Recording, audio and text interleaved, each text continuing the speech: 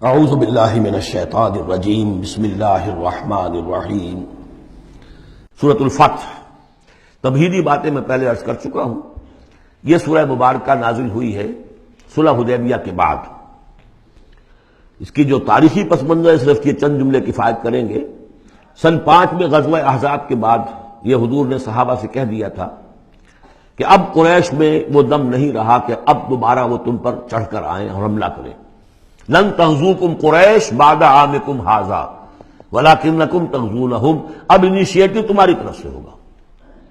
وہ انیشیٹو حضور نے لیا ہے سن 6 میں۔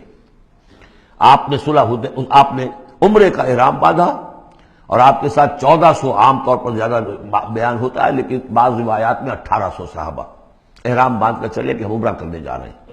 یہ گویا کہ ایک ٹیسٹ تھا کہ اب قریش کرتے کیا ہے۔ آپ احرام کے لیے اپنی منزل بہ منزل کرتے ہوئے پہنچ گئے حدیبیہ تک، وہی جگہ جہاں پر کہ پھر صلح ہوئی۔ ادھر قریش کے لیے جو ہے ان کی جان پر بن گئی۔ پہلی بات تو یہ کہ ان کی روایات کے خلاف تھا کہ کوئی آئے عمرے کی نیت سے اور ان کو روک دے، یہ عرب کی روایت نہیں تھی۔ دوسرا یہ کہ اب اگر آنے دیتے ہیں اور مسلمان دندناتے ہوئے آئیں اس شہر کے اندر عمرہ کریں تو گویا کہ ان کی شکست ہو گئی۔ تو وہاں پر جو بھی ہوا تفصیلات کا تو موقع نہیں ہے۔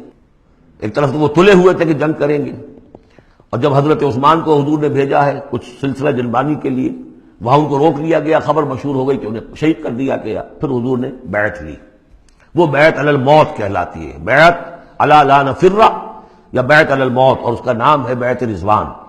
ایک درخت کے نیچے آپ تشریف فرما ہوئے اور سب نے آ کر آپ سے بیعت کی کہ اب یہاں جانیں دے دیں گے اپنی، سب ہم یہاں پر مرنے کے لیے تیار ہیں، جانیں قربان کر دیں گے، یہاں سے واپس نہیں جائیں گے۔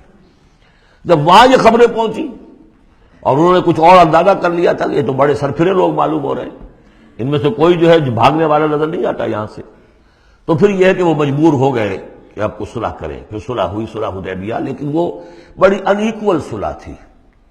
اس میں مسلمانوں کے لیے ہیوملیشن تھی، اس لیے کہ یہ طے کر لیا گیا اس میں کہ اگر کوئی مسلمان مدینے سے واپس آئے مکے تو اسے مکے والے واپس نہیں کریں گے، لیکن اگر کوئی مکے سے مدینے جائے گا تو واپس کرنا ہوگا۔ اور وہاں پر ہو بھی گیا۔ ابو جندل صحابی تھے جن کو کہ اسی نے، جو کہ وہاں سے صلح کے لیے گفت و شریف کرنے کے لیے آیا تھا، سہیل بن عمرو، اس کا ہی بیٹا عین اس وقت وہ پہنچ گیا، لیکن صلح کے وہ کاغذات لکھے جا چکے تھے۔ اس نے معاملہ بچایا، مسلمانوں مجھے پھر قصائیوں کے حوالے کر رہے۔ حضور نے فرمایا کہ اب ابو جندل تم صبر کرو، جو وعدہ ہم کر چکے ہیں اس کی پابندی کرنی ہے۔ بہرحال اس کو حضور نے، اگرچہ صحابہ تو اس درجے دلگیر تھے کہ ہم یہ دم کر صلح کیوں کر رہے ہیں۔ حضرت عمر رضی اللہ تعالیٰ عنہ سے تو بہرحال یہ بھی کہہ دیجئے کہ زیادہ قرب جو انہیں حاصل تھا حضور سے، اس کی بنا پر ان کی یہ ہمت ہو گئی کہ آپ نے وہ سوال جواب بھی کر لیا جس پر آپ پھر ساری عمر پچھتاتے رہے۔ کہ آپ نے پوچھا کہ کیا ہم حق پر نہیں ہیں؟ حضور نے فرمایا ہاں ہم حق پر ہیں۔ کیا آپ اللہ کے رسول نہیں ہیں؟ آپ نے مسکرا کر جواب دیا ہاں میں اللہ کا رسول ہوں۔ تو پھر ہم یہ کیوں دم کر صلح کر رہے ہیں؟ آپ نے فرمایا کہ میں وہی کر رہا ہوں جو اللہ نے مجھے حکم دیا۔ بس اتنی سی بات تھی جس پر ساری عمر پچھتائے۔ لیکن یہ بات حضرت علی نے بھی کر دی اس درجے میں کہ جب وہ صلح نامہ لکھا گیا، حضور ڈکٹیٹ کرا رہے تھے، حضرت علی کاتب تھے، لکھ رہے تھے، تو اب حضور نے فرمایا یہ صلح نامہ ہے، لکھو محمد رسول اللہ اور قریش کے مابین۔ وہ سہیل بن عمرو نے اعتراض کر دیا کہ نہیں، یہ اگر ہم اس میں لکھیں گے ظاہر بات ہے صلح نامے پر تو دونوں فریقوں کے دستخط ہوتے ہیں، تو میں دستخط کروں گا تو میں تو آپ کو اللہ کا رسول نہیں مانتا، ورنہ اس عبارت کی روح سے جب اس کے نیچے میرا بھی دستخط آئیں گے تو وہ میں نے مان لیا۔ تو حضور نے اس پر بھی مسکرا کر کہا کہ تم مانو نہ مانو میں اللہ کا رسول ہوں، لیکن اے علی مٹا دو یہ رسول اللہ کے لفظ، مٹا دو وہاں سے، لکھ دو یہ معاہدہ ہے محمد ابن عبداللہ اور قریش کے مابین۔ حضرت علی نے کہا کہ حضور یہ میں نہیں کر سکتا، میں اپنے ہاتھ سے آپ کے نام کے ساتھ لکھے ہوئے الفاظ، اب دیکھیے اگرچہ حکم تو یہ ہے کہ الامر فوق الادب، لیکن یہ کہ یہ جو بھی کچھ ہوا ہے تو یہ ہوا غیرت دینی، حمیت دینی کی وجہ سے۔ حضرت علی نے بھی کیا، حضرت عمر نے بھی کیا، دونوں کے طرز عمل میں کوئی فرق نہیں۔ لیکن بہرحال اس کے بعد جو ہے صلح ہوئی ہے، اور مسلمانوں کے دل اگرچہ اس پہ بہت ہی رنجیدہ تھے، اور یہ بات بھی بڑی عجیب تھی کہ وہی احرام کھول دیے گئے، وہی قربانی کے جانور جو ہیں، تو اب اس پر جو ہے یہ آیت سورت اتری ہے، اور پہلا لفظ یہ ہے انا فتحنا لک فتحا مبینا، مسلمانوں کی دلجوئی کے لیے کہ تم جسے سمجھ رہے ہو کہ دب کر صلح کی ہے، حقیقت حال کے اعتبار سے تو اے محمد ہم نے آپ کو بڑی روشن فتح عطا فرمائی، آج ہم اسے انٹرپریٹ کر سکتے ہیں روشن فتح کس اعتبار سے کہ ٹریٹی کے معنی یہ ہے کہ مصالحت یا صلح ہوتی ہے دو فریقوں کے درمیان جو ایک دوسرے کو ریکگنائز کریں. اس کا مطلب یہ ہے کہ قریش نے ریکگنائز کر لیا that Muhammad is a power to reckon with, اور یہ بہت بڑی بات ہے. قریش نے تسلیم کیا، اور تسلیم کرنا جو ہے یہ اللہ تعالیٰ کی طرف سے فتح عظیم ہے. انا فتحنا لک فتحا مبینا لیغفر لک اللہ ما تقدم من ذنبک وما تاخر. اب دیکھیے یہ ذنب کا لفظ یہاں پہ دوبارہ آ گیا تاکہ اللہ تعالیٰ بخش دے آپ کو جو پچھلے ہوئی آپ کی کوئی کوتاہیاں یا گناہ یا جو بعد میں ہوئی. وَيُتِمَّ نِعْمَتَهُ، جو پیچھے رہے گناہ ان کو بھی بخش دے. وَيُتِمَّ نِعْمَتَهُ عَلَيْكَ، اور تاکہ اللہ تعالیٰ اپنی نعمت کا اتمام فرما دے آپ پر. وَيَهْدِيَكَ صِرَاطًا مُسْتَقِيمًا، اور آپ کو ہدایت دے سیدھے راہ کی طرف. اب یہ ہے پھر ایک اشکال پیدا ہوتا ہے کہ حضور صلی اللہ علیہ وسلم تو پہلے ہی سیدھی راہ پر ہیں، پھر یہ کہ تمام اہل ایمان حضور کے ساتھ سیدھی راہ پر چلے آ رہے ہیں، اور سیدھی راہ پر چلتے ہوئے اب اہل ایمان کو بھی حضرت ابوبکر کو بھی آپ کے ساتھ چلتے ہوئے کتنے برس ہو گئے؟ 18 برس ہو گئے. تو اب ان کے معنی کیا ہو گئے؟ تو اس پہ بہت سی بحثیں ہیں، یہ تو اب میں تفصیل میں نہیں جا سکتا. میری توجہ وہی ہے جو میں اس سے پہلے سورہ محمد میں کر چکا ہوں ضم کی، کہ یہ جو جد و جہد ہوئی ہے اس میں اگر کہیں کوئی خامی کوتاہی کسی کی طرف سے ہوئی ہے، چاہے وہ کسی اور مسلمان کی طرف سے ہوئی ہے، صاحب ایمان کی طرف سے ہوئی ہے، غلطی ہوئی ہے، خطا ہوئی ہے، ان سب کی اب اللہ تعالیٰ تلافی فرما دے گا. یہ فتح مبین جو ہے وہ ان سب کو کور کر جائے گی. اور یہدیہ کا صراط مستقیم، اب آپ کی یہ جد و جہد بالکل سیدھی تیر کی طرح اپنے ہدف کی طرف بڑھے گی. اب اس میں کوئی جو ہے تزلزل نہیں ہوگا، بلکہ آپ کی یہ جد و جہد، اللہ کے دین کی اقامت کی جد و جہد اور اللہ کی حکومت قائم کرنے کی جد و جہد جو ہے سیدھی اپنے ہدف کی طرف بڑھتی چلی جائے گی. چنانچہ یتم نعمتہ، وہ تو ہم پڑھ چکے ہیں، الیوم اکملت لکم دینکم واتممت علیکم نعمتی ورضیت لکم الاسلام دینا. تو دین کا اتمام ایک تو اس شکل میں کہ قرآن میں دین مکمل ہو جائے، شریعت پوری ہو گئی، لیکن اس سے تکمیل نہیں ہوتی اس معنی میں جب تک اس کی ایک عملی ڈیمانسٹریشن بھی مکمل نہ ہو. عملی ڈیمانسٹریشن مکمل ہوتی ہے جب اللہ کی حکومت بالفعل قائم ہو جائے. تو اتمام نعمت جو ہے وہ صرف کتاب کے اندر اس شریعت کا پورا بیان ہو جانا اور نظام کا آ جانا، اس سے وہ اتمام بتمام و کمال نہیں ہوتا جب تک کہ اس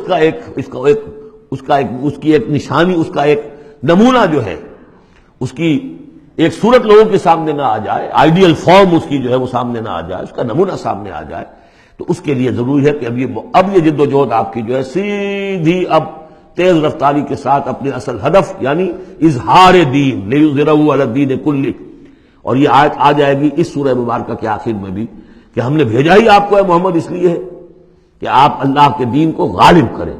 تو وہ اللہ کے دین کے غلبے کی جد و جہد اب تیر کی طرح سیدھی جائے گی. اللہ نے ساری اگلی پچھلی اگر کوئی اس میں کمیاں کوتاہیاں رہ گئی ہیں کسی کی طرف سے آپ کے ساتھیوں میں سے، ان سب کی تلافی کے لیے یہ فتح مبین آپ کو عطا کر دی. وَيَنْصُرَكَ اللَّهُ نَصْرًا عَزِيزًا، اور اللہ آپ کی مدد کرے گا ایسی مدد کہ جس کے لیے کوئی شکست نہ ہو، بڑی زبردست مدد. هُوَ الَّذِي أَنزَلَ السَّكِينَةَ فِي قُلُوبِ الْمُؤْمِنِينَ لِيَزْدَادُوا إِيمَانًا مَعَ إِيمَانِهِمْ. وہی ہے کہ جس نے اہل ایمان کے دلوں میں سکینت نازل کر دی تاکہ ان کے ایمان میں اور اضافہ ہو جائے، تاکہ وہ اور اضافہ کر لیں اپنے ایمان میں، جتنا ایمان ہے اس سے اور بڑھ کر. وَلِلَّهِ جُنُودُ السَّمَاوَاتِ وَالْأَرْضِ. اب ظاہر بات ہے کہ اس میں ایک تو کیفیت یہ تھی کہ جو انہیں سکون حاصل تھا کہ وہ تیار تھے سب اپنی جانیں دینے کے لیے، اس کے لیے بھی ایک سکون قلب کے اندر اللہ تعالیٰ نے ان کے پیدا کیا تھا، تبھی تو وہ اس کے لیے آمادہ ہوئے. پھر یہ کہ ان کے اندر نظم اور ضبط کا یہ عالم کہ کوئی ایک شخص بھی حق میں نہیں تھا کہ یہ صلح یہاں اس وقت ہو. لیکن محمد رسول اللہ، ان کی اطاعت، اس کا سب سے بڑا ٹیسٹ وہاں ہوا ہے. اور یہ بات جو میں کہہ رہا ہوں شاید بعض حضرات کو عجیب لگی، کوئی ایک شخص بھی نہیں تھا اس کے حق میں. اس کی دلیل کیا ہے؟ اس کی دلیل یہ ہے کہ جب حضور نے جب صلح ہو گئی مکمل، آپ نے فرمایا مسلمان اٹھو، احرام کھول دو اور یہی قربانیاں دے دو. کوئی نہیں اٹھا، ایک بھی نہیں اٹھا. دوسری مرتبہ کہا آپ نے اٹھو بھائی، اب ہو گیا بات، بس جو ہو گئی ہوگی، اب یہی احرام کھول دو. کوئی نہیں اٹھا. تیسری دفعہ کوئی نہیں اٹھا. آپ دلگیر ہو کر، دل گرفتہ ہو کر اپنے خیمے میں چلے گئے. ام سلمہ رضی اللہ تعالیٰ عنہ ام المومنین آپ کے ساتھ تھی. ان سے جا کر کہا، میں نے 3 مرتبہ مسلمانوں سے کہا ہے کہ اٹھو اور احرام کھول دو، کوئی نہیں اٹھ رہا. انہوں نے کہا، مشورہ دیا کہ آپ کسی سے کچھ نہ کہیں، اپنی زبان سے کچھ نہ کہیں، آپ اپنا احرام کھول دیجیے. بس آپ آئے باہر آپ نے قربانی دی، احرام کھول دیا، اس پر اب سب اڑ گئے۔ یعنی اصل میں وہ سب کے سب منتظر تھے کہ کیا حضور ہمارا امتحان لے رہے ہیں، یہ کوئی ٹیسٹ ہو رہا ہے، کیا ہو رہا ہے، یا حالت منتظر شاید کوئی نئی صورت پیدا ہو جائے، شاید حالات بدل جائیں۔ لیکن ان کے لیے یہ بڑی انہونی سی بات تھی کہ عمرے کی نیت کر کے ہم نے احرام باندھا ہوا، یہاں کیسے کھول دے رہا ہوں۔ لیکن بہرحال وہ صرف ایک توقف جو تھا وہ اسی درجے میں تھا کہ شاید کوئی نئی صورت پیدا ہو جائے۔ لیکن اس سے ظاہر ہو رہا ہے کہ سب کے دل جو ہیں وہ اس صلح کے حق میں نہیں تھے، وہ تو چاہ رہے تھے کہ اب ہمیں موقع ملے اور ہم یہاں جنگ ہو اور اللہ کے دین کو ہم غالب کریں۔ هو الذي انزل السکینۃ فی قلوب المؤمنین لیزدادوا ایمانا مع ایمانہم وللہ جنود السماوات والارض، اور تمام آسمانوں اور زمین کے لشکر تو اللہ ہی کے ہیں۔ وکان اللہ علیما حکیما، اللہ سب کو جاننے والا اور کمال حکمت والا ہے۔ صدق اللہ۔